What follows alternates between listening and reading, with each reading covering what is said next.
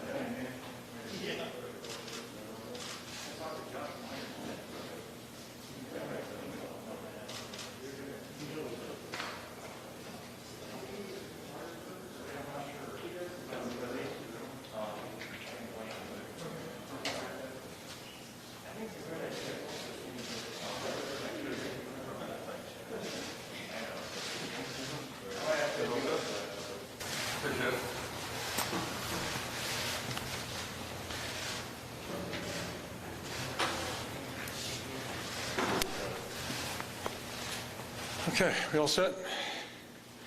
So first of all, just start out by saying good afternoon to everybody, and appreciate you being here. The world's certainly different.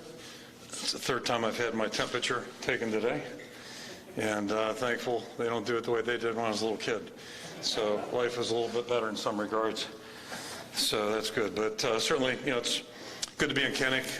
The Pacha Family Club room here is just, it's really outstanding. It's exciting when this got introduced, and we've used it for recruiting. So glad we could be here today and have a chance to visit. So just a couple points here, and I'll throw it out for questions. But first and foremost, right now what we're doing is, trying to prepare right now as if we're going to play a full schedule. Certainly our intent. And I think, like all of us have discovered months ago, really nothing in our lives is very normal right now. So that's certainly true with our football program. The challenges we're facing, the conditions we're working under, unlike, just like everybody else in the country, there's really no way to compare it to anything else that we've done. And we've shared that thought with our players. I think they probably figured that out. And really what we're experiencing right now is really no different than a lot of businesses or other parts of life right now. It's just, certainly a national issue. So really, as far as it goes for us, what it boils down to, what we've tried to encourage our players to do is just do the best that we can all do, given the circumstances. And they aren't comparable to anything we've done before. And really what it gets down to is staying focused on what it is we are able to do right now, and realizing that everybody, for the most part, is facing the similar challenges. Some are a little different timing, all that kind of thing. But I think the challenges in general are really pretty much the same. And, whether it's the next 5 months, 5 weeks, 5 days, really none of us can predict the future, know what's going to take place. So we have to prepare full speed as if we're going on straight ahead. So just regarding the pandemic, we have been back on campus now since June 8th.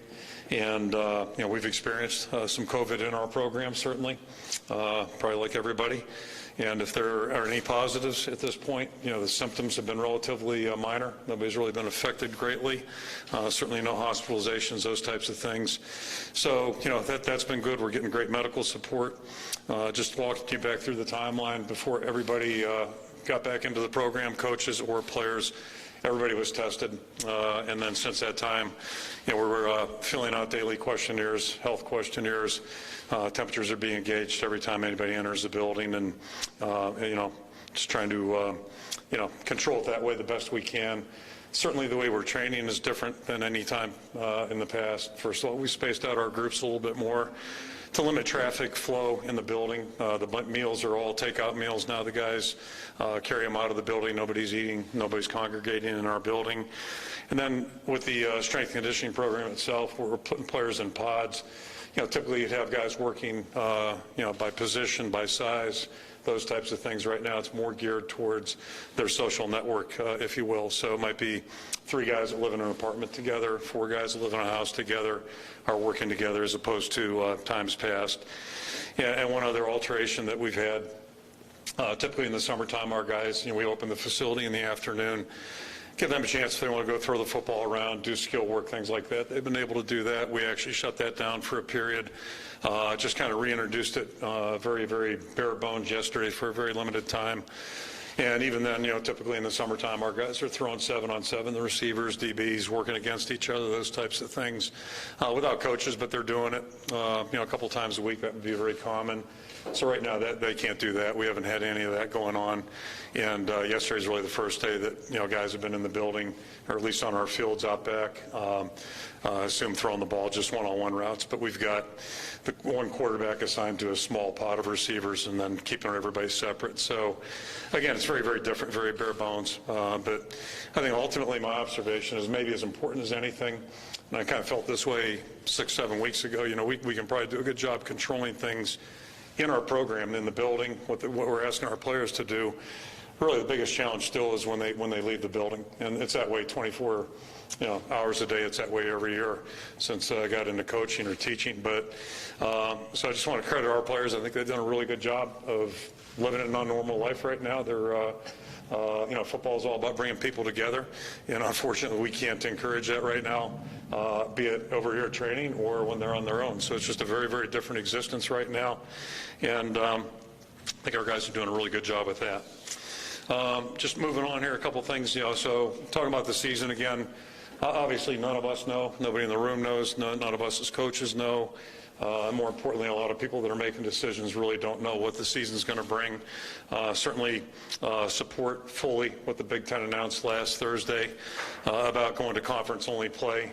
Obviously, there's a downside to that, a big downside as it affects us personally. We're scheduled to play both Northern Iowa and Iowa State this year. And both of those games are important to our program and to their programs, I think. I don't want to speak for them, but I think they're important for our state. I've got great respect, certainly I think all of us do in our program, for both those programs, their coaching staffs, their players, what they've done. And in my personal opinion, I think the Northern Iowa, playing them on a regular basis is good for the state. So that's something we fully support, just like the Iowa State series has been great since it got going back in the late 70s, and it's something I think that's very, very important. But I think really it was done in the spirit of mostly the Big Ten being able to control fully what the path ahead is in terms of testing, all the different things that are going to be coming at us as we move along, and just adjustments that have to be made. So I think that was really the impetus behind that. I think Gary probably can speak more detail than I can, but that would be my sense. And I just, it's probably illustrative of the way life is right now. What we're doing right now is just, there's no way to compare it to anything any of us have gone through. So that's just a couple thoughts on that. And then lastly here, just an overview of the last 5-6 weeks. It's really been eventful, obviously very educational, I think, for everybody. Going back 6 weeks ago, 7 weeks ago, we've had a lot of hard conversations, very emotional and powerful conversations. And just in a nutshell, I just want to say I'm really proud of the people in our program. Our staff, our coaching staff, our support staff, but most importantly, our players, the way they've handled things. And, they've just done a really stellar job. And I'd also include a lot of former players and former coaches as well, just their input, their support, and what they've added to the conversation. So, it's really been good in a lot of different ways, just more directly since we got going back on June 8th. The leadership group have had some really good conversation with the leadership group. They've done a great job of talking about some things that came out in the first couple meetings that we had, some concerns, some things that players felt needed to be addressed, and we've gone through those pretty methodically. And haven't put anything in permanent ink yet, but we've had good discussion. I think we have a good agreement of where we're going. Some things have been finalized, others are still being worked on. But the bottom line is we've really, I think, gone through it methodically and tried to, take on the topics that were really important to our players. And I'll share one with you that was our most recent meeting a week ago. We dedicated the whole hour to the national anthem topic, and I've been on record saying that, my goal is for our team to be together, whatever we choose to do, saying that. And I'll tell you right now that I think that's the sense I walked away with from this meeting, that our players are very much together on it. And I'll put it in different terms, though. Together, as I walked into that meeting, was 100%, A or B. And I think right now there's a clear division with our team. I don't know what the percentage is. I'd be speculating. We will probe on that when we get our whole team together, if that ever happens. We'll probe on that. But just as an illustration, there was discussion on both sides of the topic. And the thing I took away from the meeting was I don't think there is a right answer, clearly. I can tell you from the amount of emails I get and letters I get, it is a very hot button topic, no question about it. But what I took away from the meeting was the conversations that took place during the meeting, and they were done with great respect, all right, for each other, and you know, just there was a lot of listening going on, a lot of good discussion, but most evidently a lot of good respect for each other. So, you know, as I look at it, you know, I'm an older guy and all that stuff. You watch TV and get depressed. You know, that's part of the problem with our country right now, quite frankly.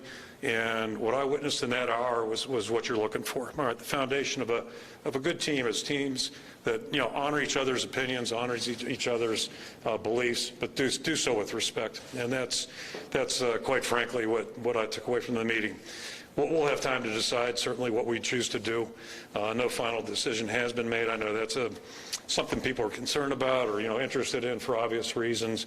We haven't finalized anything, but again, I'm just really proud of the way these guys talk and converse and you know, approach the subject. So that's that. And then just in closing here, I want to take this moment. Broderick Benz's announcement about being the executive director of the DEI has become official now. Anyway, and I just want to congratulate Broderick on that. It's something he's done a great job in the program. You know, as a player, 5 years, was a 2-year GA for us, and then most recently, last 4 years, has been our player development director since Chick left and went to the Tennessee Titans. So in the interim, what we'll do right now is we're filling his responsibilities with several of the staff members on board, and we'll continue to do so. Our plan is to at least take it through January that way. And Sam Brinks will carry the heaviest burden, if you will. He'll assume a lot of the player roles, especially at the first-year players. Sam, as most of you know, was a good player with us, senior 2 years ago. Had a really nice career, really developed into a good player, coming here as a walk-on from Carroll, Iowa, and has worked with us in our recruiting department this past year, and is just an outstanding person. So he'll do a great job bridging that gap, and then we'll address that position as we move forward. So that being said, I'll throw it out for questions. At what stage right now is the Hush Blackwell investigation? How many staff members have been interviewed by this? Former players, and I guess what's the status of that right now? I think Gary probably could give you specifics better. I'm guessing overall at least 100 interviews, somewhere in that ballpark. Many of our former players have been interviewed, many of our current players as well. I don't know how many of the guys sitting over here have been, but I would guess maybe even all 3 of them. So my impression is they've done a very thorough job of talking to former players, current players. I believe most of our staff, if not all of our staff, I haven't asked, but I think most of the guys have been visited with. And I visited with the group this week. So I think they're coming down to the end here. My sense was they're hoping to gather all the information. Hopefully by the end of this week. That was kind of just a rough target. And then how they proceed from there, I can't give you a timetable on that. But it was something we certainly welcomed. It was a chance for us to elaborate a little bit, answer questions that they may have, and give them some insight, I think, to the questions that they had in front of them. And they had a good thorough list of questions. I can share that.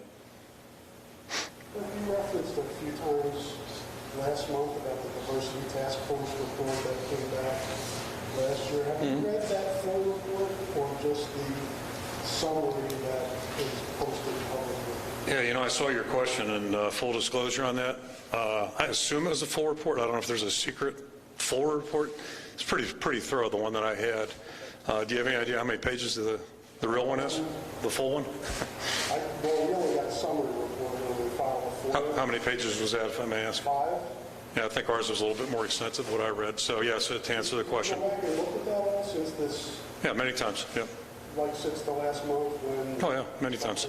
Many times. What did you take out of that? Well, I'd frame it this way. You know, we met last year with a group of players in August as a result of that. And we made some changes on that, and they appeared, to my mind, to be significant. And I think the players were happy with the changes we made. But the best way I can frame it is this. So, you know, I think what we did was good.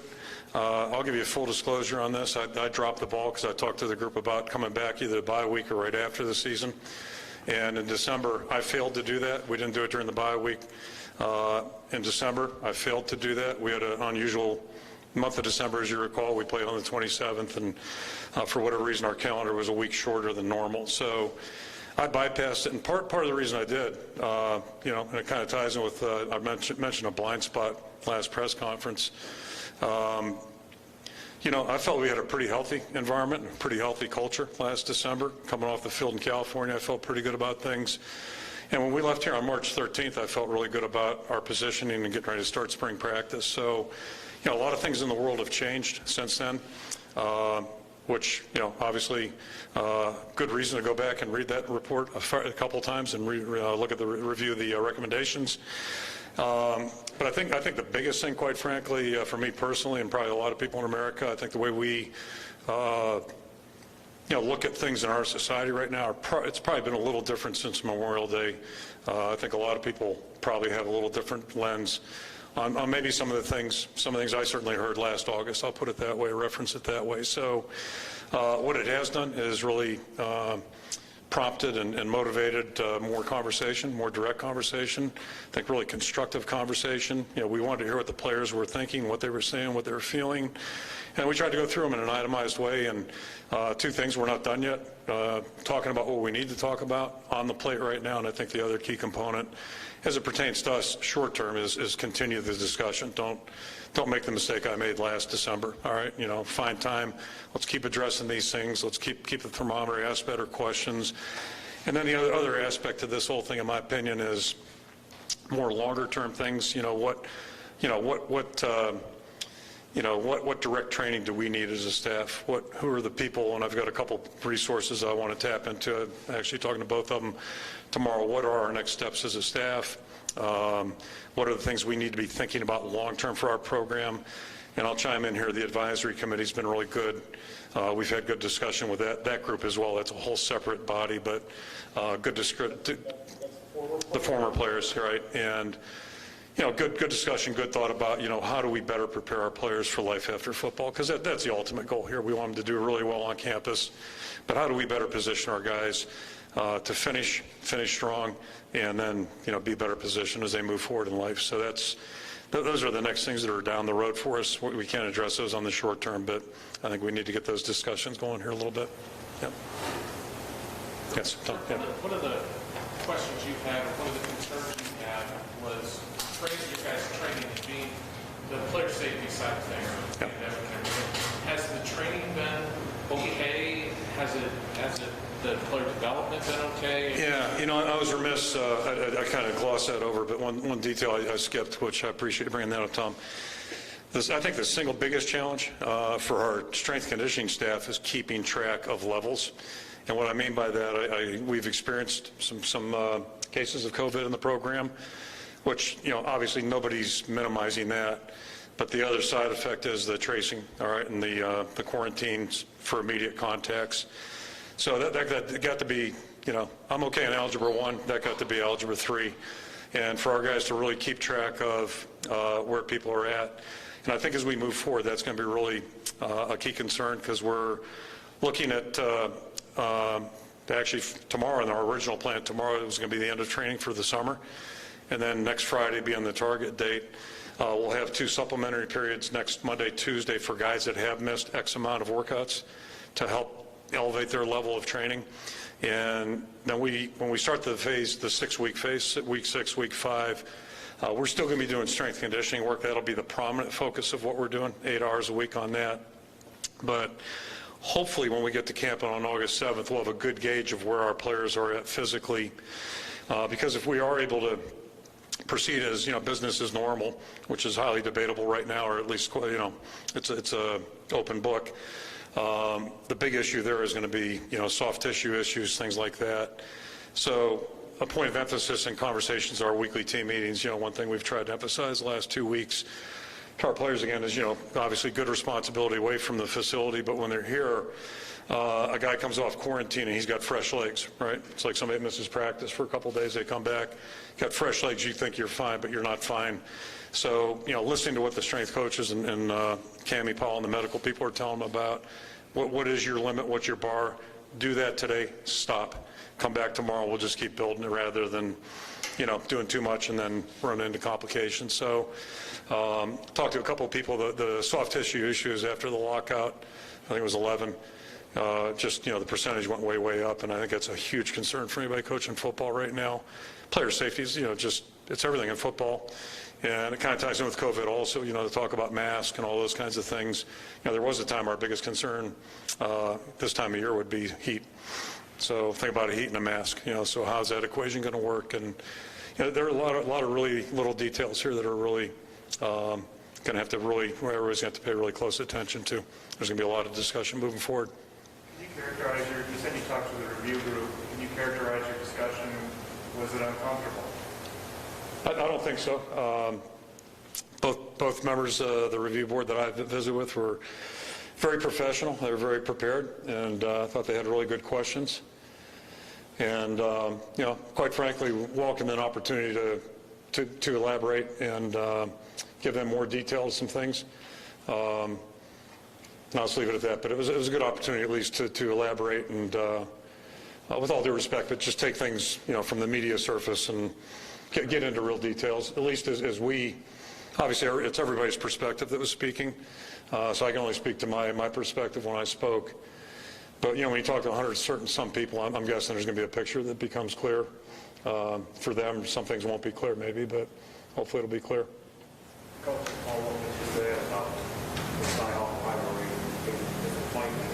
Considering that one of the biggest events of the year in this state and what it means for communities and the whole program and fan bases, how much air did it take out of being a player's season to not play this game? Yeah, well, I can tell you from my perspective, I've been involved in 30 of them, right? And had no idea in 1981 what it was all about, zero, until we got beat that day. And then I figured it out real quick. It's a big game. So I didn't know much in 1981, not that I'm much smarter now. But it's clear. I've lived in the state now 30 years, going on my 31st. It's a big game in the state, and it's hard to imagine the years it wasn't taking place. What a missed opportunity in a lot of ways. So, it's just unfortunate, but, it's really hard to get emotional or to, have a strong feeling about things like anything right now, quite frankly, because there's just nothing that's what we're used to. There's nothing that we can compare this to. So I really think that the key here moving forward, and my focus is the next 5 months, what can we do on a daily basis just to get to the next day, the next week, the next step. And, that's kind of where my mind is, acknowledging there's a million variables, and a lot of really smart people are working on a much higher level than I am. So I'll get some marching orders from some people, all of us will. But there's just no way to describe this right now, and we're dealing with what we have to, whatever we can deal with in the smartest and the safest, best way possible. And that's really, so it's unfortunate, it's disappointing, but there's just really nothing, I don't know what could have been done to avoid this at this point. Kirk, I think a couple months ago you talked about the potential for spring, because that was banter at that point. Now it's becoming at least a possibility. What's realistic as far as what you guys could do to play a spring season, and then on top of that try to get a fall? Sure. 24 games, or is it more like an 8 and a 12? I mean, how would that go? I think to that point, yeah, it certainly would have to be a discussion. First thought on it, I'm sure it's a last resort, I would imagine, for anybody that's making decisions. The best scenario right now is for us to play this fall. But if that becomes a reality that that's not going to take place, then yeah, certainly you have to shift your attention. I would, as a football coach, I think it's realistic. I don't know in the big picture if it is, because there are a lot of complications. And then to your other point, yeah, there's no question in my mind you would have to modify. You would have to look at how many games you're talking about playing, because we have weather challenges here. I think that's probably the bottom of the list, quite frankly. But what's realistic, what's fair, all those kinds of things, and just talking about hypotheticals. But if we ended up playing fall and spring, that would certainly alter what you do in between. So there's just a lot of, it'd be another 12 months of making adjustments and considerations, all those types of things. Hopefully we don't get there. Yep. Hey, Kirk, are you going to name the 11 people on that advisory group with former players? We will at some point, Mark. Yeah, it's just, right now I can share this with you. Mike Daniels, I initially said, was going to be the committee chair. Mike, they're in the process, I believe, of just expecting their next child. He's got a big family, raising a big family. He's in between jobs. Last time I talked to him, he was actually driving, I believe, from Detroit back to Green Bay. So he's got a lot going on. He cannot participate, but his input's already been very valuable, and we'll continue to tap into him. But he just didn't want the responsibility of being in weekly meetings right now. Dave Porter has agreed to chair it, and Dave's done a great job. I think we've had 4, maybe 5 meetings now. Dave's done a wonderful job with that, and a lot of good input. We currently sit at 10. I can share that with you. We've got a wide range of experience, all former players, going back to the 70s right on to fairly recent. And I think our focus kind of internally right now is let's just focus on issues, and at some point, hopefully we can make a member or two available, maybe to just comment about some of the work that's been done. I'll also share with you that Mike not being able to go, we've discussed potentially making an offer or two to another member or two. So that's in discussion right now, and I think we got a great group, but if we can add to it. And just to that point, we talked about several people the other night. It was like a list of 15 or 20, could have been 35. And I said to the committee, I said, it's like getting asked publicly, who's your favorite child, right? Or when you guys ask me who my favorite all-time Hawkeye is, or favorite when. There's no answer to it, but they're all really stellar people, really good people. What's the most impactful thing you've heard in those meetings so far? I'm sorry? What's the most impactful thing you've heard in those meetings so far with the former players? I'd probably go back to the first meeting where, really the question was, what's your why? Why are you involved in this? Why do you want to be part of this? And it was just good to hear some guys that have been through the facility, been through our program, talk about their experiences and what their vision is for the program. That's probably been as good as any. But again, a lot of good ideas and a lot of different vantage points and perspectives. There's a wealth of experience on the group, different experiences, which is really good too.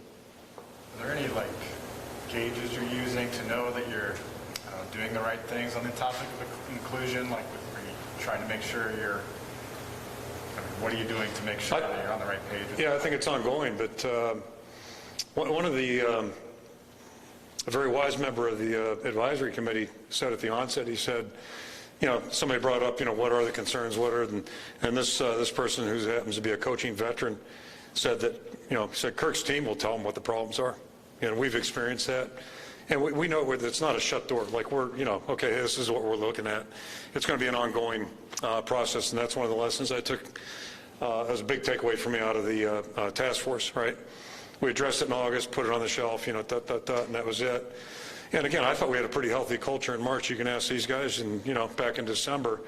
But clearly, what we learned in June was there are more things to be talked about. And I'll just share this with you. From a coaching standpoint, as we sat in a meeting that would have been on June 8th that afternoon, after our first round of meeting with players, one of the coaches talked about measurements can cause stress, all right? And they do. And football is a game of measurement, right? When it's 4th and 1, there's a lot of stress, all right, both sides. And when there's 5 seconds left and you got 1 snap, there's a lot of stress. So, that's part of what we do, and working hard is part of what we do. I'll share this.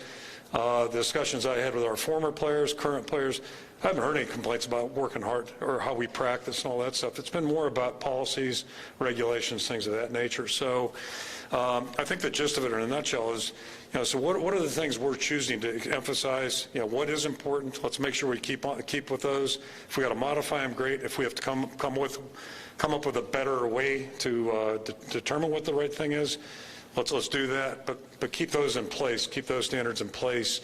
But what are the things that are silly? Why weren't we doing tweet? I can answer that, but I don't know how many guys on our team right now, 100 plus, would disagree with me, right? And they're right and I'm wrong. So I get that, right? I get that. You can't protect everybody. I think it was you, Mark, asking about the first year guys for the media? Or I'm sorry, Chad, were you? Yeah. Was that you? Yeah. You read my mail on that one, right? I mean, that was actually talked about over the weekend. Family, not players. They don't even know that yet. They don't care either. They're older guys.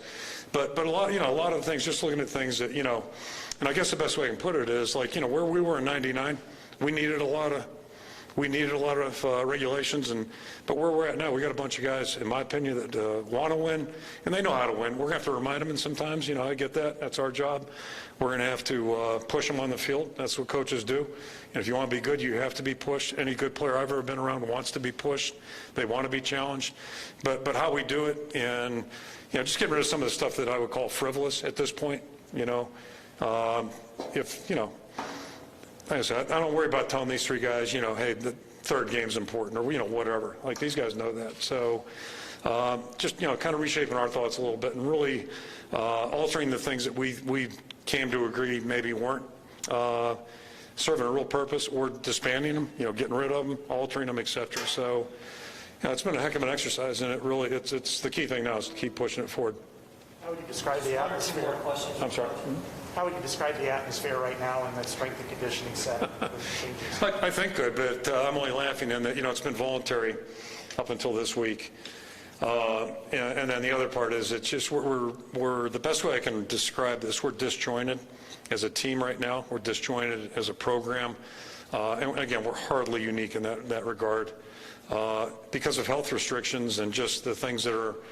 So it's been like unlike any summer. The closest thing I could compare it to would be back in the day when it was always voluntary and we weren't allowed to be around the strength and conditioning phase. Last summer, I would have been out to a lot of workouts by now, just watching the guys, that type of thing. So it's a very different feel. It's strange, and that even more, you got to trust your players. You got to trust that people are doing things well. Feedback I have gotten has been positive, and I am hoping to watch all three groups tomorrow. We're in that phase now where I get a chance to do that. So I'm looking forward to that. But I think things have been positive. I think guys are doing the things they have to do, and hopefully we're moving forward. But it's been a real challenge again because of the disjointed nature of our training, as well as the quarantines and all those kinds of things. And on a bigger scale, that's what concerns me as we move down the road. How are we going to be able to really get good practice in and prepare for a ball game? I'm sorry. What part of the meetings kind of left you inspired to change, or where you heard something and you were like, you know what, I think that might need to change, or begun the process of thinking about change? Well, I think most of us, we heard some pretty raw and emotional talk prior to being back here on the 8th, in the wake of what took place in Minneapolis, in the wake of some of the other things that were going on nationally. And those were via Zoom. And, hey, Zoom is better than nothing. I'll say that about Zoom for a guy who'd never heard of Zoom 3 months ago or wherever it was. But it's not the same as being in person with people, and I think that's what all of us are missing right now, including the players, having our team meetings as a team in person. But that first meeting back was again, it was very powerful. And, but it was genuine, it was authentic, and the way the guys responded the next day was even better. So that coupling of those 2 days was, I think, extremely, made me feel good about our players. It made me feel good about our staff. And I think we're taking the steps necessary right now. But, it's a long road in front of us, we all recognize that. And we're never going to solve the world's problems. We all get that too. But the idea, kind of like that meeting I referenced, the idea is for every one of us to come to some middle ground, hear each other out. Hey, what's fair, what's reasonable, and let's agree on it, and let's move forward.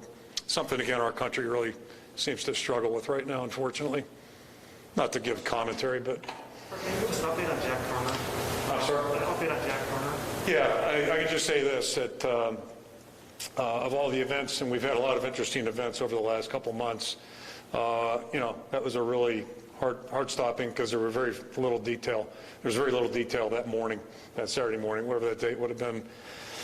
I can do the math on it, right? But whatever it was, the 10th, 9th, something like that. So that was not a phone call I look forward to making, not knowing what was at the other end. And the good news is that Jack's doing well. He's back with us and moving forward. We're doing it very cautiously. It was a very traumatic experience for everybody involved, and very, he was just generally sore, and so we're just taking our time with him, just like the other guys that have been held out. There's one last question. Kurt, what was the communication level like between you and Gary and the conference when they announced the conference-only schedule? Did you guys have input on that, or were you guys kind of caught a little off guard? Yeah, no. I can only speak to the Big Ten. Just say I can only speak to Iowa, right? That's about all I know in football, other than those other 9 years. So unless you want to get into ancient history, and the same thing, basically when I've been a college coach, I've been a Big Ten college coach outside of 3 years at Maine, which is a whole different discussion, right? So I think our conference has really done a great job. And we started, I don't know how many years it's been now, probably 3, 4, 5, I don't know. Started doing periodic calls with the ADs and coaches, typically on Thursday mornings. So over this period of this pandemic, we've made that pretty much a routine. A couple exceptions along the road, but my point there is, I think, you talk, and I don't talk to a lot of other people, but hearing other guys in the Big Ten talk to people around the league, around the country, it sounds like we maybe communicate as well as any conference. And again, I can't speak to that. I just know our conference. So my point is, I think there's really good communication amongst the coaches, ADs. We've had a couple coaches meetings on the side, and some of those encouraged by the athletic directors to get our feedback and come back to them with some ideas, thoughts, all those types of things. But I would say it's been very, very transparent, very fluid. And then all that being said, it's like a lot of us right now in our lives in general, right? We have other people telling us, hey, you may think this is a good idea, but here's what's really going to happen. And I think, at the end of the conversation right here, as we all look forward right now, I think, a lot of this stuff's going to really be controlled by what we're allowed to do based on what the medical folks say is safe and reasonable. And that's really what it's going to get down to. There are a lot of factors in play, but, that's still the overarching. And it sounds like there's, they're starting to pull some things together, but we're going to need a little bit more clarity here as we move on. Yeah. Thanks, Coach. Okay, thanks very much. We'll start off with our players with Djimon Colbert. How you guys doing? Good.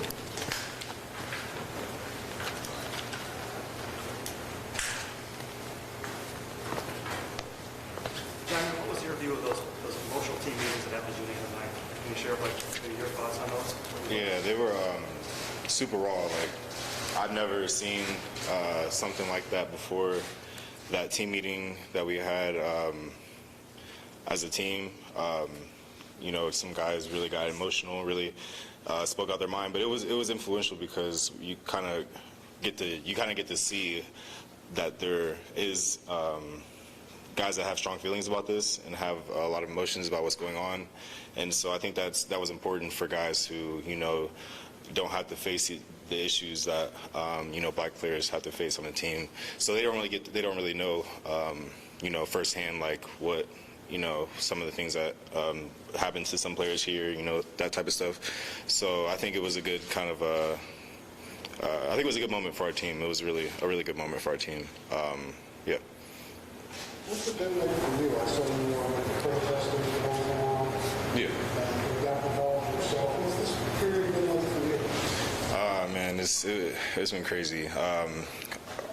We were, I was downtown protesting. I was out there with a couple of other teammates.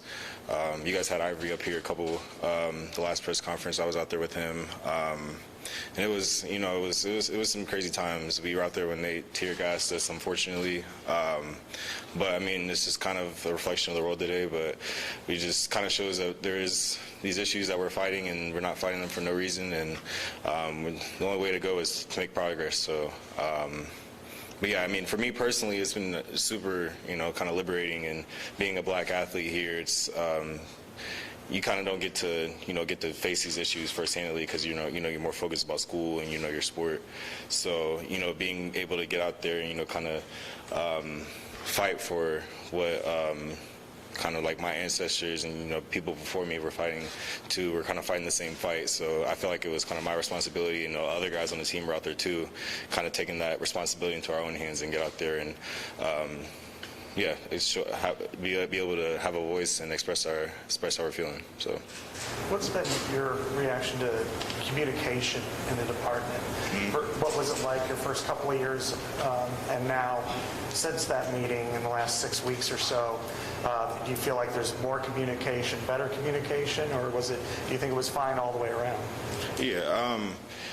I was a younger guy coming up my first couple of years, so I wasn't in those leadership meetings with the older guys and stuff like that, just because I was just naturally younger. But now from my perspective, what I see, I feel like it's completely different than what it was. We were inviting, and so in our leadership group we have younger guys in there with with the older guys, so they get to have their voice as well, along with the older guys. So it's kind of not just, the older guys get to make all the rules and, kind of, I don't know, I wouldn't say beat up on, but but kind of just decide everything for the freshmen, but if they can't have a voice too. So so I think that was really cool for those meetings. Yeah.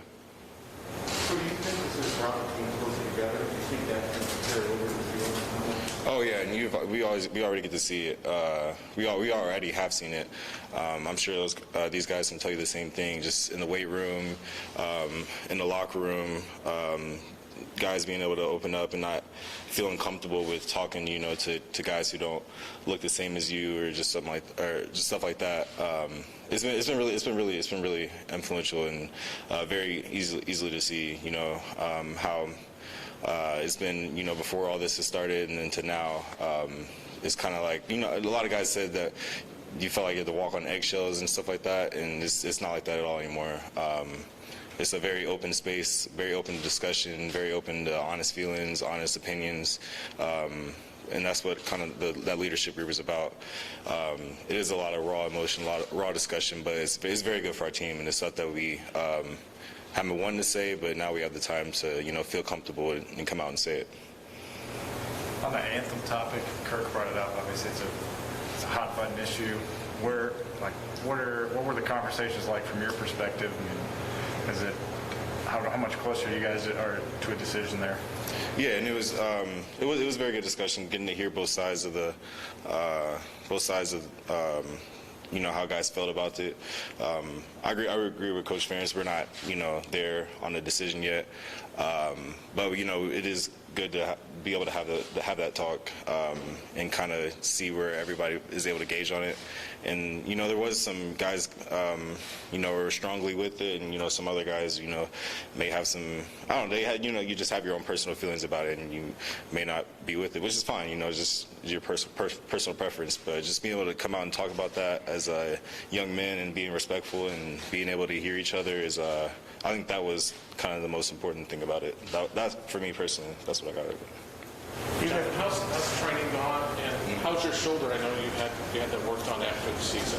Yeah, my shoulder's been really good. I'll start with training first. Training's been really good. Guys are really excited to get back in the facility. A lot of guys are quarantined, and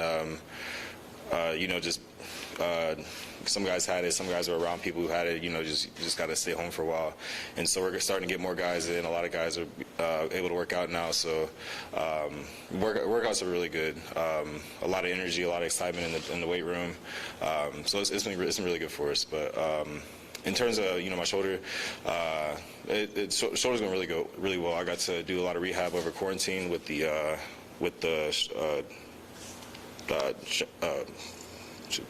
staff, and get in there and do a lot of stuff with Cammy Powell, and the other guys in there. Tony really helped me out as well. I'm sure, I don't know if you guys know him, but yeah, I spent a lot of the time in March and April getting in there and doing some rehab and stuff like that. So I think it's going really well. I'll be ready for camp and coming up in August. Have those protocols where one guy has it and knocks out 10 other guys, has that been the biggest challenge for you guys? Yeah, and I think that has been, because like you said, you may not have it directly, but if you're living with 5 other people, then all those other guys have to sit out as well. So I think that is the biggest part of it. So it's just kind of makes us hold other guys accountable. So you can't just be out, being around a bunch of people, because that not only affects you, but it affects your whole house and whoever you're else in contact with. It's just part of the whole contact tracing thing. So I think it's making guys be smarter and just kind of avoid those situations where you could, be in contact with somebody who has it, and just making guys be smarter. How challenging has it been for you, just going back almost a full year, when you initially hurt your shoulder, you had to fight through it the entire year, probably didn't play as well as you'd like, and then to go through this off season. I mean, that's tough mentally as much as anything that you've had to deal with the last 4 to 5 months. How have you fought through that, and what's kind of your mental state right now? Yeah, I think, like you said, it was definitely challenging for me because I didn't have the best bowl game, and that's something I had to own up to and kind of look at it in the face and realize it as what it was. And having that surgery, like 2 weeks after wasn't. It was pretty hard. It got hard on me for a little bit, but I think I just kind of surrounded myself with the right people and just try to keep my head up and try to look for the positivity out of all of this was the biggest thing for me. So yeah, I think especially during this whole quarantine period, I got a lot of time, get around myself and just kind of I did a lot of mindful stuff, just stuff to kind of I don't know, when I did kind of have those thoughts about all that stuff that went on, and when I did want to get down on myself, I kind of learned how to, get my mind off of those things, and realize that there are a lot of positive things going on the road. I'm getting healthier and getting around my guys, starting to work out, be around the team. So there's good that comes out of this as well. So I think that was the biggest thing for me. Anything else for John? All right, thanks, John. Bring up Brandon Smith.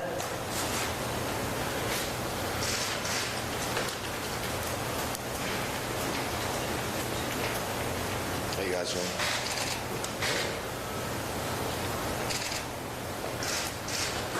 Brett, kind of the same question. I guess those meetings on June 8th and 9th, what was your perspective of those? What was your message in those meetings? What did you want to get out there to your teammates? It was definitely like a great meeting to have as a team because there's a lot of emotions, and you get to see like different type of perspective from each member of your team, and it was a meeting that definitely needed to happen, and I feel like the outcome of the meeting is nothing but positive. How much fun was it playing in the bowl game after missing some games like that? You had a couple nice catches. Yeah, the bowl game, it was pretty fun for me. Just after the Purdue game, just missing so many games after that, and just to be able to just get back on the field with my teammates it was a great feeling. Yeah, and then finally just to score that last touchdown in the fourth quarter, I felt like I just had like a lot to prove, to myself and my team coming back from the injury. Being a part of the group that's kind of inspiring change and a better culture for black people in the program. What message are you trying to send out to anybody that would think about coming here and following your footsteps? A message I would like to send out is like, if you come to the University of Iowa, like your voice, it will be heard, and you will be considered like a valuable person to the team, and what you say and how you feel is valid, and it's important to others. Brandon, do you sense things are different? Does it feel different in the program now?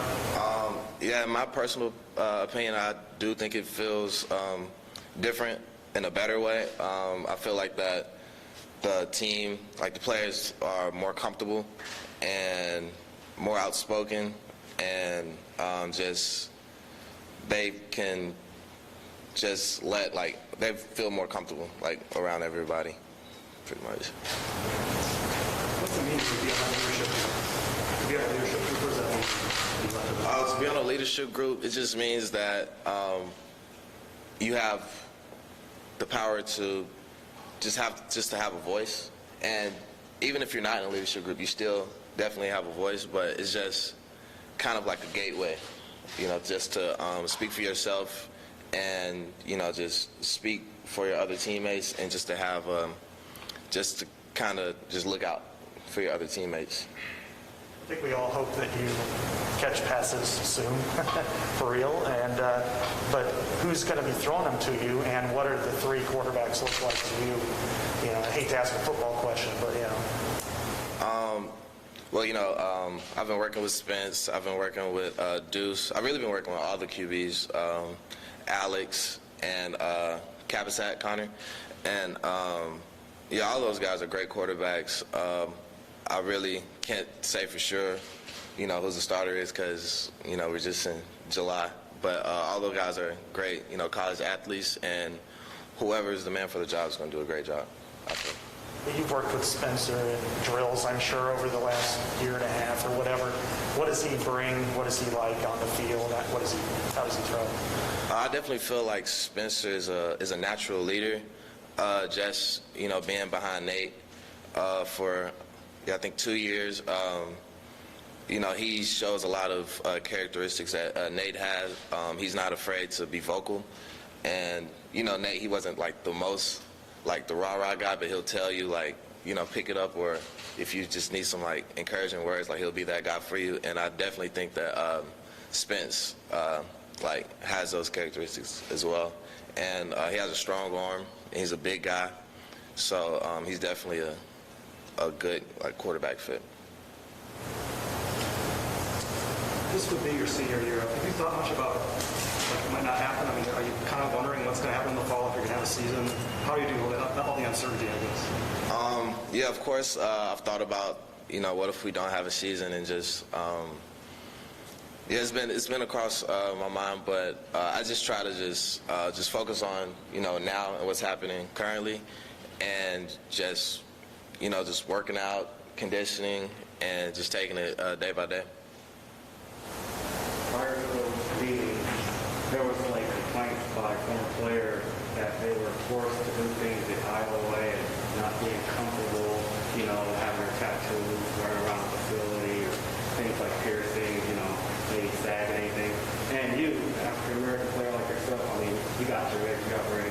Do you feel like, part of student life is having originality anyway, but do you feel like it's more comfortable now that everything has been put out there and that you can be yourself and that everything has opened up?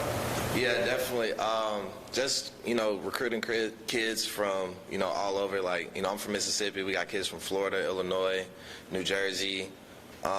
Just guys, they come, and it's kind of hard to think that everyone has their own, everybody has the same personality. So, it's definitely, it's easy here to come here and just be yourself without feeling judged or criticized just for just looking the way you want to look or talking the way you want to talk. But yes, it's definitely it's a better environment. Did you have any stories you shared with white players about your upbringing in Mississippi that maybe were eye-opening to them? I'm sure it was a little different. Now that you bring that up, I did have a small experience back home recently, because with everything going on, and down south in Mississippi with the history of that, but I never shared it with I shared it with some of my teammates, just the guys in my house, but not any of my white teammates or anything like that. I know it's a different college football team, but to see a college football player use their voice to help, being from Mississippi, and see the state flag change and see that led by a college football player, what did that mean to you? What were you thinking when you saw that happen? The football player, the running back from Mississippi State, Colin Hill, he's one of my friends, and I definitely think that was a great thing, just to use your platform and your power to just make a voice, to have a voice and to promote change to something that's obviously been backwards for many years. So I think Colin did a great job of using his tools to make it better. Did you ever think you were going to see that day happen? Honestly, now that everything's happening, I've gotten more optimistic about it.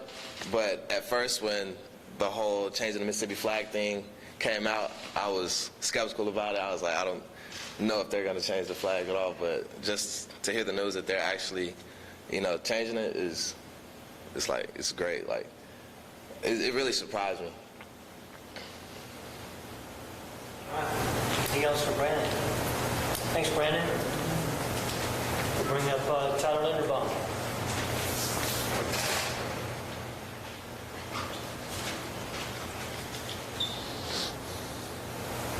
How's the workouts been going?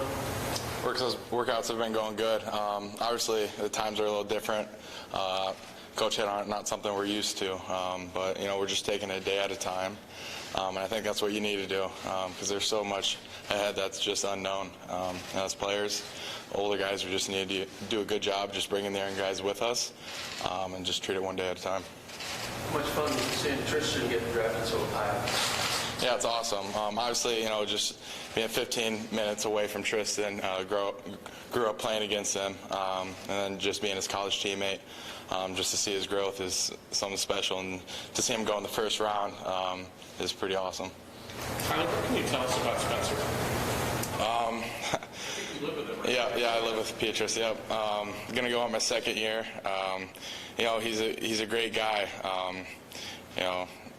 That's all really I can say. He's just a special dude. He's one of my best friends, and I'm excited for what's ahead of him and what he brings to the table. Tyler, you sense this team coming together too, when your teammates talk about it? Do you feel it? Do you see it? Yeah, and just going back on June 8th or June 9th, whenever it was, just the conversations that we had, it's just something that we've never had here. When you're going to have those tough conversations, you're going to bring a team together, have more unity, and I really definitely think that happened. What were some eye-opening moments for you where you were kind of like, oh, okay, I never saw it that way, but no, I'm here for you? Right, yeah, I think that's what we see all around the country right now, especially at Iowa. Seeing my players speak up, or my teammates speak up, and for what they think's right is something special. And it's something that needs to happen more often, just people speaking up their mind. And I'm here for them. I'm glad they did it because it led to some good conversation. What was your perspective of that? I mean, you're white, you're from Solon. A lot of your teammates are from farther away, and they have different perspectives in life and the way they've grown up. I mean, how did you listen, and how much did you participate in some of those conversations? Right, yeah. Obviously, I've grown up different than a lot of my teammates. But like I said, that was an important conversation to have, and it was really eye-opening because it's just experience that you've never been through, especially for me being from Solon, Iowa. It was just a unique conversation, and I'm glad that my teammates spoke up. Tyler, Ted Pacha was on our radio show a couple weeks ago. He said you and Laura are kind of leaders of the offensive line right now in all the drills. Did you take that on yourself, or did somebody ask you to do that? What are you trying to accomplish there as a leader? Right, yeah. I mean, obviously, I have a year under my belt now. I got to take on a bigger role, and I'm excited. I want to do whatever I can to do to have a successful team, and if that means I have to be a leader, then I have to be a leader. And our whole unit is just pushing each other to get better. And I think we got a good, solid group of leaders on the team, especially on the O-line. And that's a role that I'm excited to have and take. We talked to him here about this a couple months back now, but kind of the amount of weapons and experience you guys bring back offensively. He talked a little bit about every once in a while I'll start thinking about that and being like, man, I mean, we could be something special. Is this something you've thought about too? And what do you see as sort of the ceiling for this offense? Yeah, absolutely. We got a lot of weapons, a lot of guys coming back. But, especially the circumstances going on right now, we got to keep working hard. Nothing's going to be handed to us. We're still playing in the Big Ten. There's other guys working just as hard as us. So we got to take advantage of this time and keep pushing through it. Is that the kind of thing that maybe helps you a little bit when motivation might be lacking, considering all the stuff that's going on in the world? The Big Ten goes to conference only. There's a lot of discussion about, is there going to be football this fall? Is the upside of that and knowing what you guys could potentially be, does that help on those tougher days? Yeah, most definitely. That's what. I mean, every year in and out, you got to think of the opponents and what they're doing and how you can get that edge. So definitely, especially with these times, like I said, is even more important. Being from Iowa, what does the Iowa State rivalry mean, and how do you feel about not playing that game? Yeah, obviously it sucks not playing an in-state team, especially losing Iowa State and UNI, losing those two games. Like Coach hit on, it's just big for the state of Iowa. But now we got to look at what's ahead of us and just prepare for the Big Ten, and just try to get ready for that. How has the situation impacted your workouts, maybe trying to hit maximums? I think last year you were like at 590 as a squat. I'm sure you wanted to get over 6. Were you able to get there, or has this prevented you from building some of that muscle that you maybe wanted? Yeah, it's brought a lot of unique challenges, especially with all people who pop up who have COVID, and then people around them have to be quarantined. It's brought a lot of challenges with that. But, like I said, we're just taking it a day at a time. You got each workout, it could be your last one for 2 weeks. So you just got to keep working hard. And I think guys are starting to realize that. You got to be smarter outside in what you do, in places you go. And, yeah. There's a lot of pressure on you, the team, players, people of your age to play. I mean, financially for this whole entire university, it matters if you play or not for the athletics department. Do you guys feel that at all? And is it almost intimidating to know that so much rides on whether or not you even snap the ball out there? Yeah, I mean, that's a tough question. It's just, you're just hopeful that we have a season. Like I said, we're just kind of focused on one day at a time because no one really knows what's going on. Not even the doctors know if we're going to be playing or not. So you just kind of got to keep that in the back of your head, just not really think about it as much, and just come to workouts every single day and just find a way how you can improve and how to help the team out.